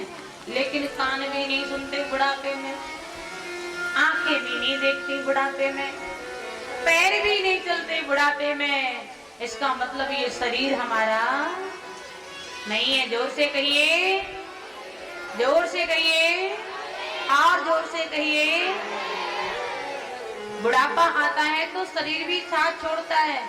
बुढ़ापे में ये दुनिया के लोग साथ छोड़ते हैं ना, और बुढ़ापे में ये शरीर साथ छोड़ देता है। कान सुनना नहीं चाहते, पैर चलना नहीं चाहते, आंखें देखना नहीं चाहती। पिताजी ये शरीर हमारा नहीं है। चल रे हंसा मरे लोक को, यहाँ कोई नहीं है तेरा रे। जग वालों का हुआ अंधेरा, अपना हुआ सबेरा रे। हे पिताजी इस दुनिया में कोई किसी का नहीं है, परमात्मा का भजन करो। बड़ा सुंदर ज्ञान का उपदेश किया, जिसको सुन करके आत्मदेव जी के मन में वैराग्य जागृत हुआ। और आत्मदेव जी रात्रि को ही घर छोड़ करके गंगा के किनारे पहुंचे और भागवत जी के 10वें स्कंद का पाठ किया, गोविंद को प्राप्त किया। प्रेम से बोलो भक्तवत्सल भगवान की। इधर महाराज जैसे ही पिताजी चले गए, गोकर्ण जी ने कहा पिताजी चले गए तो हम भी तीर्थ यात्रा कर आए। गोकर्ण जी महाराज भी तीर्थ यात्रा करने निकल गए। धुंधकारी को पता चला, धुंधकारी बोला बढ़िया रहा। पिताजी रोज कहते थे ऐसा करो, ऐसा मत करो, ऐसा करो, ऐसा मत करो। अब तो कोई रोकने टोकने वाला है ही नहीं, अब तो मैं स्वतंत्र हो गया। भैया थे वो भी गए, पिताजी थे वो भी गए। तब तो ये धुंधकारी 5 वेश्याओं को लेकर के आया, घर में रख लिया। अब वेश्या धन की भूखी होती है तो चोरी भी करने लगा, शराब पीने लगा, मांस खाने लगा, चोरी भी करता है। चोरी करके लाता, वेश्याओं को खिलाता। एक दिन चोरी करने गया, कुछ नहीं मिला। अब वेश्या तो धन की भूखी है तो पहुंच गया माँ के पास। माँ बताओ धन कहाँ छुपा के रखा? माँ ने कहा बेटा जितना धन था तुझे सब दे दिया, मेरे पास नहीं है। तो धुंधकारी ने मयान से तलवार निकाली, धुंधली की गर्दन पे रख दी। माँ बताओ धन कहाँ छुपा के रखा, वरना इस तलवार से मैं तेरी गर्दन हटा दूंगा। धुंधली की आंख से आंसू की धार टूट पड़ी। धुंधली रोने लगी, बेटा क्या इसी दिन देखने के लिए मैंने तुझे इतने लाड़ प्यार से पाला? इसी लाड़ कैसे लाड़ प्यालों से पाला, इसी दिन देखने के लिए ये तू क्या कर रहा है? धुंधकारी बोला माँ धन बताओ कहाँ रखा? कुछ नहीं सुनना मुझे। धुंधली ने बता दिया, जाओ बेटा वो रखा धन। और जैसे ही बताया तो महाराज धुंधकारी धन लेने गया। इधर धुंधली मैया रात्रि को ही गांव के बाहर आई, एक कुएं में कूद करके आत्महत्या कर लेती। धुंधली से भी रहा नहीं गया, धुंधली ने आत्महत्या कर ली। सुबह लोगों ने देखा कि धुंधली कुएं में पड़ी है। धुंधकारी से कहा, अरे धुंधकारी तेरी माँ मर गई। धुंधकारी बोला, बढ़िया रहा बढ़िया रहा। भैया थे वो भी गए, मैया थी वो भी गई, बाबा थे वो भी, 5 पैसों के साथ रहूंगा ना मैं, मेरा ही साम्राज्य। एक दिन चोरी करके आया, 5 बेस्याओं ने मिलकर प्लान बनाया, इसको मार दो। खूब शराब पिलाई, खूब मदरा पिलाई, ये नशे में धुत होकर पड़ा है। 5 बेस्याओं ने एक रस्सी से जकड़ के बांध दिया। धुंधकारी को जमीन में गहरा गड्ढा खोदा, पटक दिया उस गड्ढे में, और कुछ बेस्याएं गई आग के जलते हुए आगे के अंगारे लेकर आई। धुंधकारी के मुंह में वो जलते हुए आगे के अंगारे डाल दिए। धुंधकारी तड़प रहा है, बिलख रहा है, तड़पते तड़पते तड़पते तड़पते धुंधकारी के प्राण निकल जाते। ये 5 बेस्याओं ने उस गड्ढे में गाड़ दिया धुंधकारी को, और सारा धन लेकर के भाग गई। अब जैसी भागी तो धुंधकारी प्रेत बन गया, प्रेत बन करके पड़ा है। महाराज इधर गोकर्ण जी की यात्रा पूर्ण हुई। श्री गोकर्ण जी महाराज आए। गोकर्ण जी महाराज ने देखा आज रात्रि में पिताजी के महल में ठहर लेते हैं, और जैसी महलों में ठहरे तो रात्रि में ये धुंधकारी प्रकट हो गया।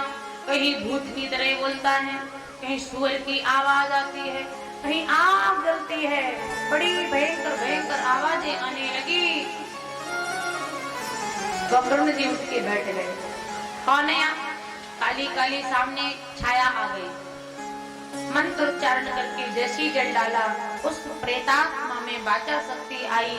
वो बोलने लगा, अहम भ्राता तुरीस्मि धुंधकारी नामता। भैया मैं आपका छोटा भाई, मेरा नाम धुंधकारी है। मैं अपने कर्मों के कारण प्रेत बन गया।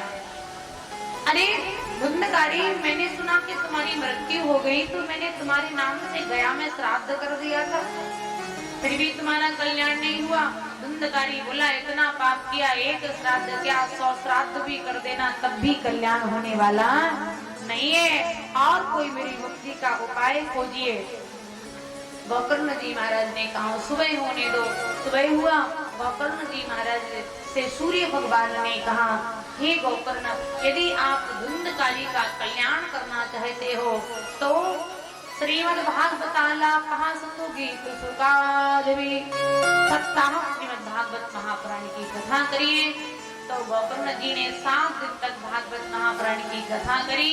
सारे गांव के लोगों ने कथा सुनी। पहले दिन की कथा का विश्राम हुआ।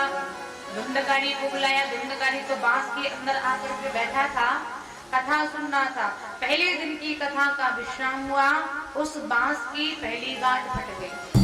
दूसरे दिन की कथा का विश्राम हुआ, दूसरी गांठ फट गई।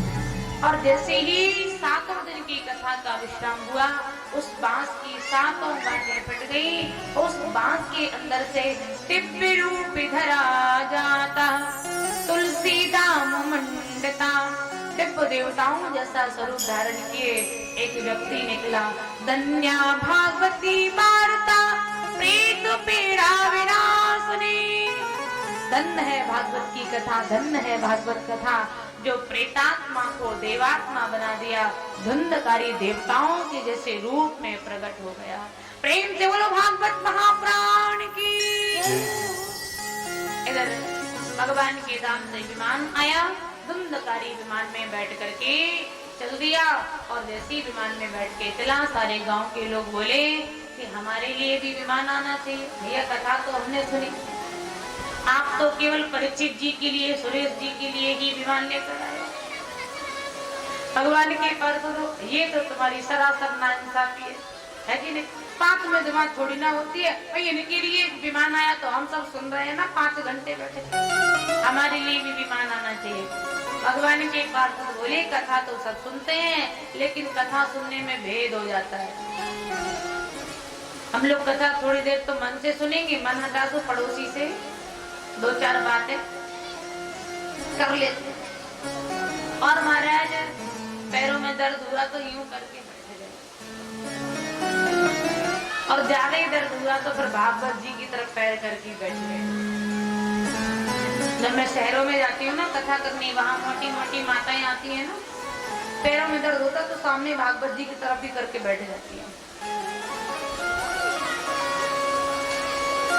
और महाराज अगर नींद आ गई तो 2-4 झपकियां भी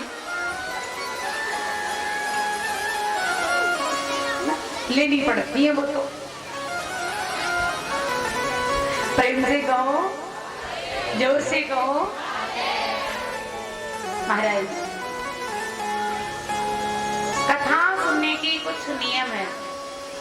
जो कथा सुने उसे 7 दिन तक रोटी नहीं खाना चाहिए, और जो कथा कहे उसे भी 7 दिन तक नहीं खाना चाहिए।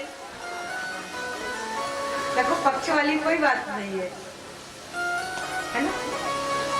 जो कहे उसे भी नहीं खाना, और जो सुने उसे भी नहीं खाना चाहिए। अब किसी ने कहा महाराज खाना नहीं खाएंगे तो बीमार पड़ जाएंगे, है ना, तो क्या करूं? तो व्यास जी बोले अगर बीमार पड़ जाओगे तो एक काम करो, एक टाइम व्रत करो, एक टाइम भोजन करो, तब कथा सुनो। किसी ने कहा महाराज एक टाइम में भी काम ना चले तो क्या करे? तो व्यास जी बोले खूब 2 टाइम खाओ। अच्छा महाराज 2 टाइम में काम ना चले, व्यास जी बोले खूब 4 टाइम खाओ। अच्छा महाराज 4 टाइम में काम ना चले, व्यास जी बोले तो कथा सुनने जाओ, साथ में लेके जाओ, बगल में रख लो, है ना। भोजनम तु वरम मन्ये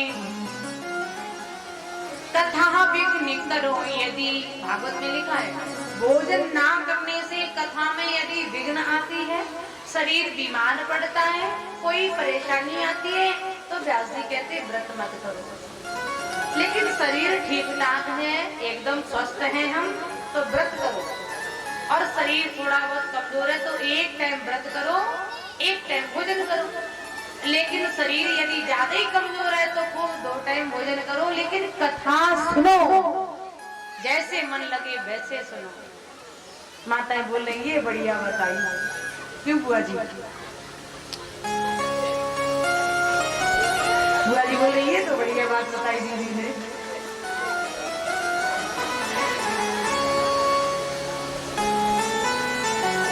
भावो को भाव अनखे आलस हो,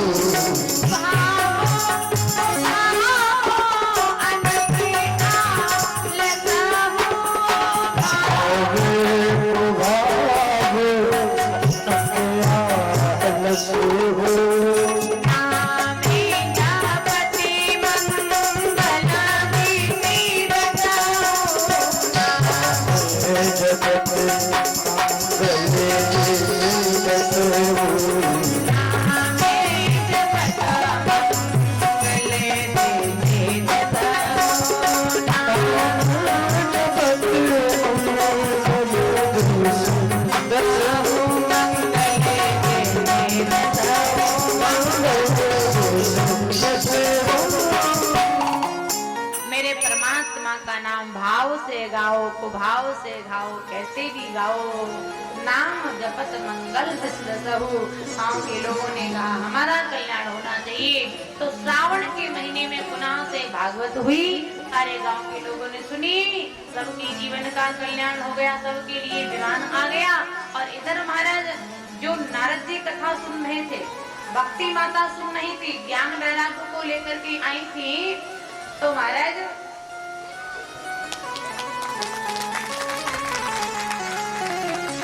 उनकी भी 7 दिन की कथा का विश्राम हुआ। भक्ति माता की 7 दिन की जो कथा चल रही थी, कथा का विश्राम हुआ। भक्ति माता की कष्ट की निवृत्ति हो गई, ज्ञान वैराग्य का बुढ़ापा दूर हो गया। भक्ति मैया नाचने लगी, ज्ञान वैराग्य में नाचने लगे, खड़े होकर के मस्ती में सब झूमने लगे। जय जय राधा रमन हरि बोली रे, जय जय राधा रमन हरि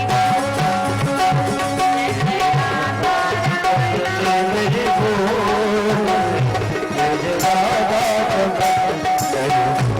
ऐसे नहीं हाथ से खड़े होकर नाचते हुए खड़े हो जाओ। ताकि आप भी हो जाओ। 1 2 3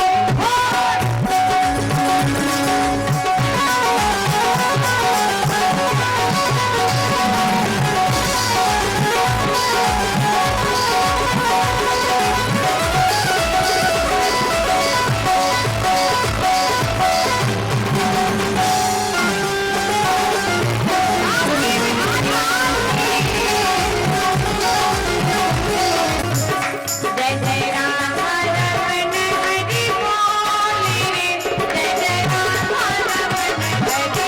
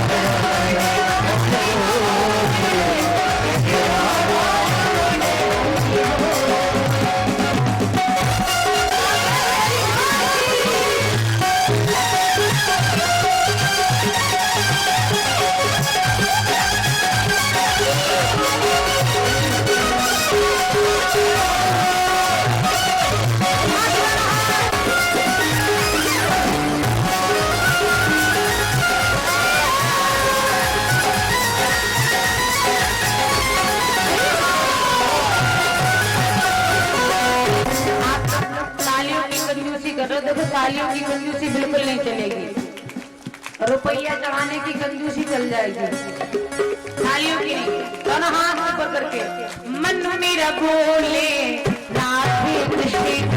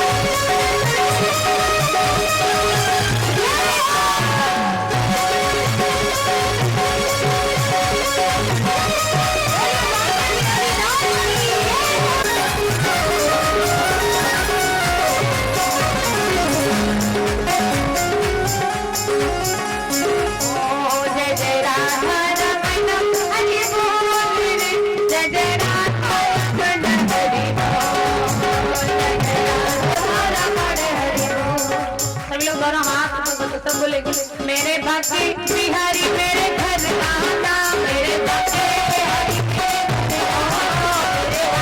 बिहारी मेरे घर आना, मेरे बाकी सीधे हाथ सीधे सीधे हो, वो सीधे उठाए जिनके टेढ़े ही हैं जन्म से, वो टेढ़े उठा लेगी चलेगा, लेकिन जिनके सीधे वो सीधे उठाएंगे। ओ मेरी बाकी, ओ मेरी बाकी, मेरे बाकी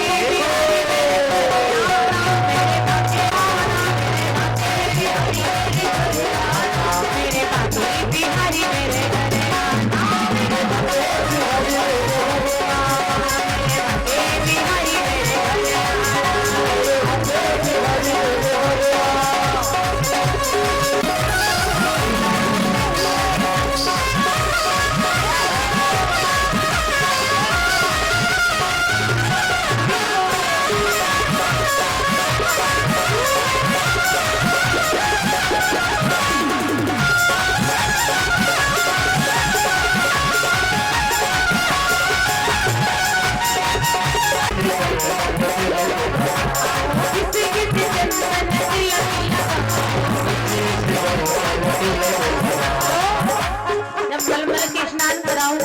और घिस के चंदन लगाऊं तो हे सरकार, हे बाकी बिहारी आपसे एक विनती है, अकेले मत आना।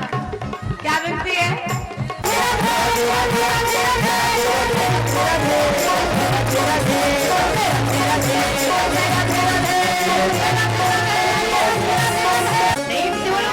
महाप्राण की, बाकी बिहारी लाल की, राधा रानी सरकार की। आए अब सभी आरती करेंगे।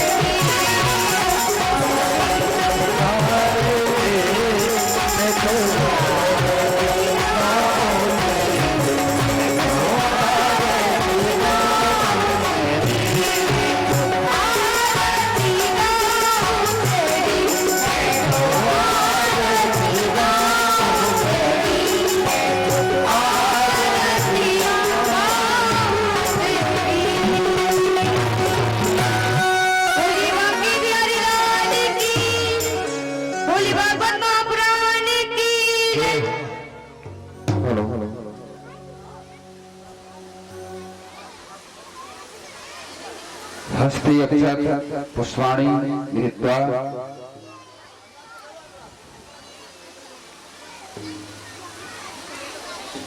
हाथ में फूल चावल ले लें, पुष्पांजलि करें।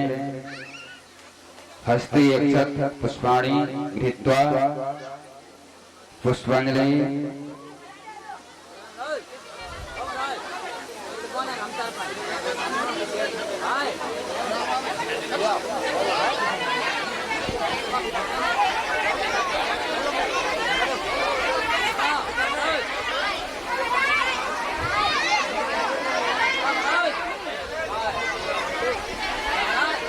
दंदे प्रचोदय हरिया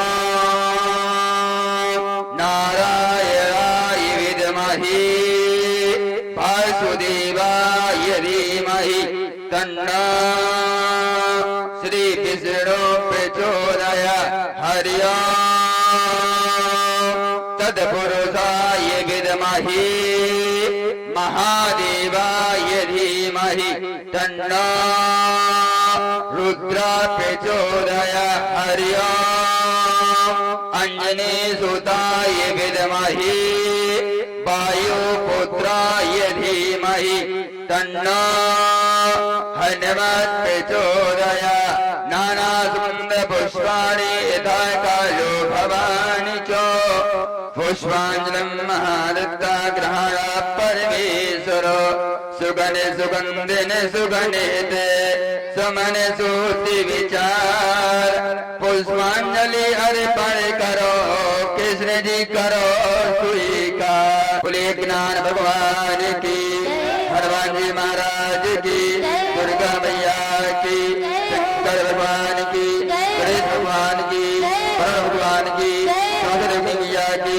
वास्तुमंडल भगवान की, बनारस धाम की, चित्रकूट धाम की, ओझा धाम की, नंदबस्ती की, जय महाराज की, धर्म की, अधर्म का प्राणियों में विश्व का गौ माता की, नगर बस्ती की, सिद्ध बस्ती की, ग्राम बस्ती की, निर्माण परिवार की, हरे हरे हरे महादेव।